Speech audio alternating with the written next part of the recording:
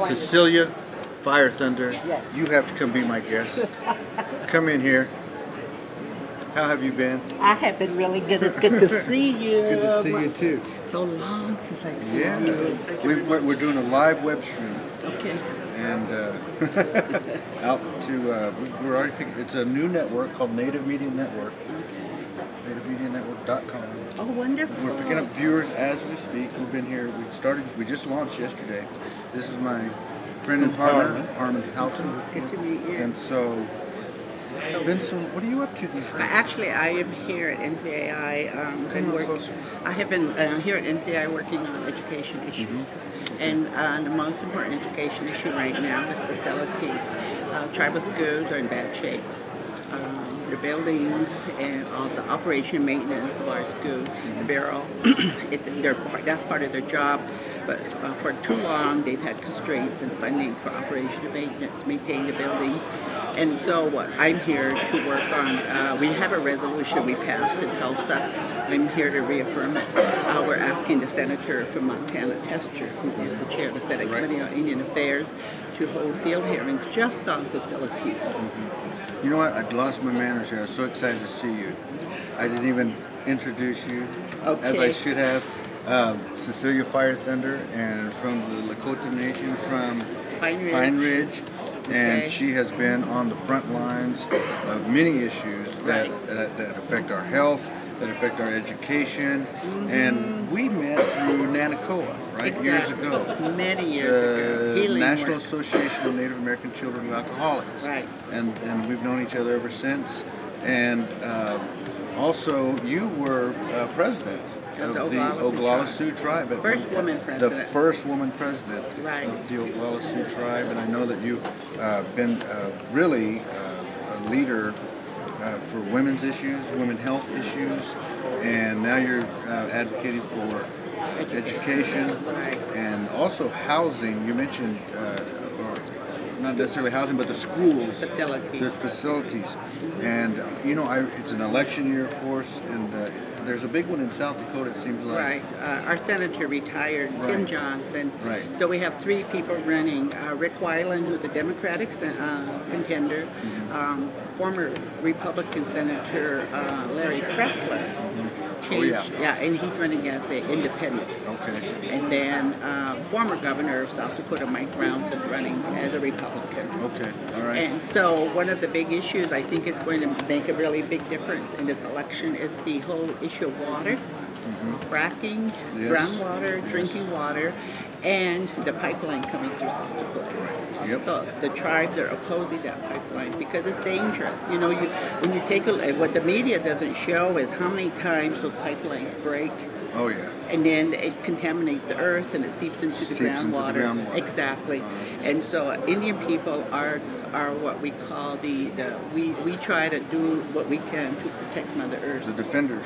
The defenders of the natural world. Yes. And water is so precious. You know, Harlan, if we run out of water, excuse me, we're not going to be on this earth anymore. Yeah, we can't pipe it in from the moon. No, you can't. And you know, they say water's the next gold. Yeah.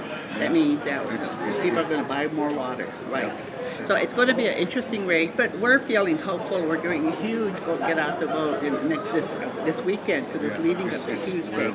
10 days away. Yes, it is. And so hopefully the people will get riled up. And there's a lot of non-Indians who support the issue as well, water. And which candidate has been most outspoken against Rick Weiland, the Democratic candidate. Right. We have the other one is our congressional seat is up for re-election. So we currently have a woman named Christy Nome who's been on the House of Representatives. So we have a young woman right now. She's really quite good. We're all rooting for her. And her name is, Corina. She's a 24-year-old vet. She's a 24-year veteran of the United States Army. Corina Robinson. Okay. And so she's been out in the Indian community as well, getting the support of the people. And she too opposes the pipeline. Okay. So hopefully that's going to make a difference.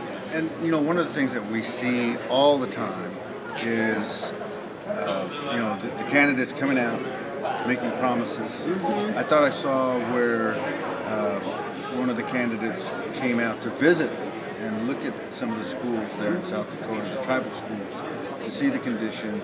And do you feel that maybe the candidates who make these promises are more sincere because the Indian vote in South Dakota has swayed some elections? Oh, big time. But we have to meet people 50-50. Yes. All right. Okay. As a community advocate for education, my job is to stay on top of it. Right. My Right. job is to, if he gets into office, like right now, we just had a hearing session for Senator Tester Okay. on education issues. Now, Senator Tester is the first senator in a long time that had a series of hearings on many issues on education. First time in a long time. So his staff is here. And he's head of the Senate Indian Affairs Yeah, he's Committee. the current chair of the Senate Committee on Indian Affairs. Senate Committee on Indian Affairs. And John Tester from Montana. Right. All right. So today we were giving him other ideas of other hearings he could have on education. So that was good. So, but it's up to me as an education advocate to know who and what. And my job, call them, email them, write them. When I go to Stay DC, on it. stay on it. Indian people need to stay on the issue. You can't just sit back and say, oh well, somebody's taking care of it. Right. And that. Well, I know that. Well, even tribal leaders are lazy sometimes. Tribal leaders have a big. No. They have big power. Tribal leaders are elected to represent the collective, all of our issues. They need to know more, and they need to use their power to leverage resources for communities on a variety of things. Mm-hmm. So we're learning how to be better at doing this. Yeah. Talking to white guys. Yeah. And we've, and the NCAI I think has gotten better at sort of creating an incubator, if you will, for tribal leaders, and it goes back to, Wendell Chino and Jourdain and those guys who really, even Vine Deloria was someone who, was instrumental in a lot. But so, do you see our leadership that has come up, the sort of this next generation? They're titled this year as tribal governments for the next generation. But do you see our next generation of leaders being, I guess, less about themselves and more about the people, or is that something that we still have to really work on? Well, I think from being a former tribal leader and still a tribal leader, being a tribal leader does not necessarily mean whether if you're in office or not. It means being out there in the forefront and working. And How's it going? So what we do is we're modeling it. So being a tribal leader, Hey, and this is the biggest Glad to see you, man. sacrifice one makes. So are you getting some If you're a interviews? tribal leader, if you're a tribal leader, you have to sacrifice a lot of your personal life. If you're a tribal leader and really care about your people, your family has to understand it's going to take up a lot of your time. It's going to take up not only your time traveling, going here, going there, and most importantly, the most important thing a tribal leader has to do is read. Yes. So, Yeah. it's not only water issues, land, it's gaming, it's health, it's education, it's taxation, it's right-of-ways. Oh my Lord, it's just a huge.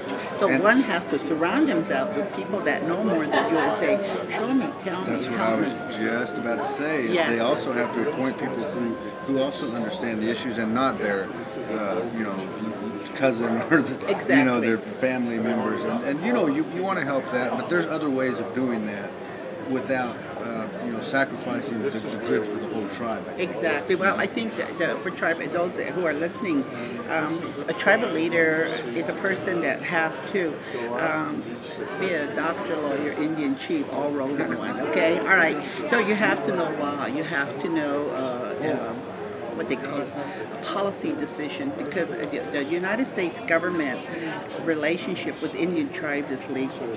So it's all legal, you know that. So the most important thing anybody who wants to be a tribal leader is to not be afraid to ask for help. To not be afraid to say, hey, listen, I don't know much about this. Can you show me? And so I'm good at that.